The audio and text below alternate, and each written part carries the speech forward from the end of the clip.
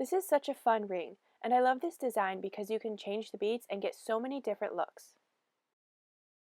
For our materials, we will be using an 18 gauge solid brass wire to create the band of the ring.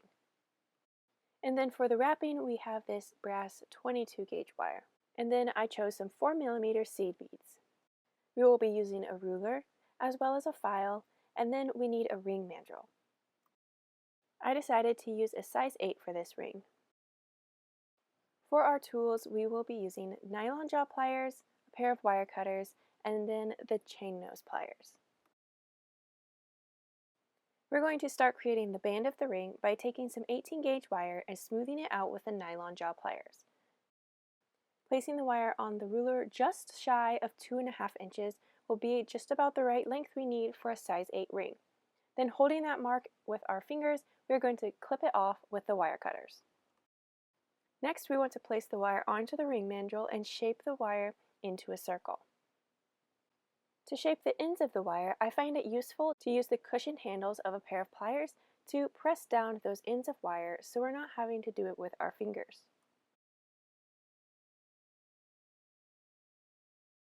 Then using the chain nose pliers, we're going to place the wire in the very tip of the pliers and gently bend the wire so that the ends of wire match the curvature of the rest of the ring.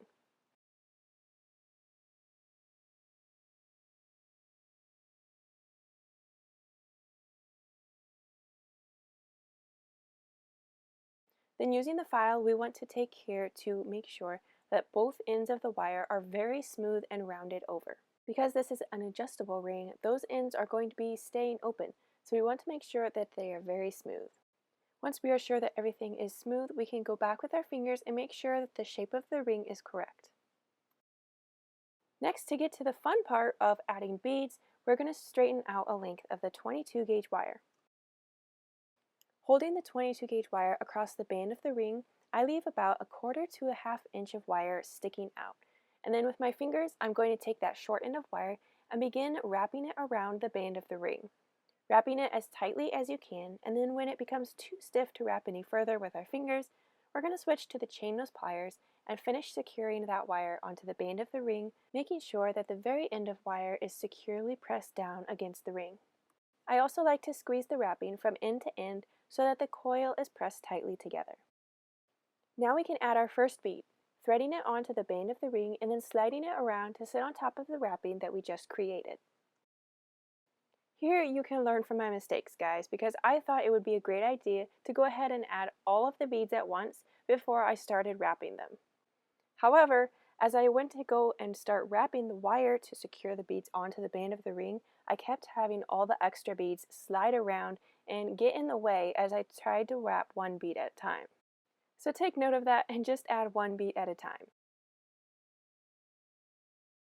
As you can see, the beads just kept kind of sliding around and getting in the way and trying to fall off of the band of the ring, so here's where I decided I just need to take these extra beads off. Now to attach that bead onto the ring and secure it in place with our wire, we're going to take that long end of the wire and wrap it down and around the band of the ring, and I wrapped this wire around 2 times between each bead. Basically, we are including the bead into the wrapping and coil that we are creating with a 22 gauge wire. Also, the wire that is in between the beads, I like to press the coil together from end to end so that that wrap is tight together. As you add a bead, then take your 22 gauge wire and wrap it up around over the top of the bead and then down around through the ring, and then wrap it 2 times around the band of the ring before you add the next bead.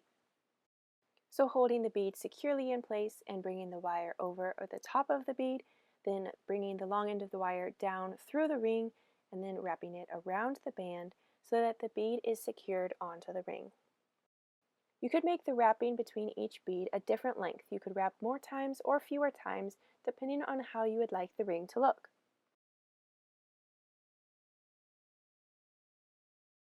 Now that I'm adding my last bead, I'm going to again hold that bead in place, bring the wire around over the top of the bead, and then wrap my wire around and around the band of the ring so that that end wrapping matches the other end of the wrapping where we first begin attaching the wire.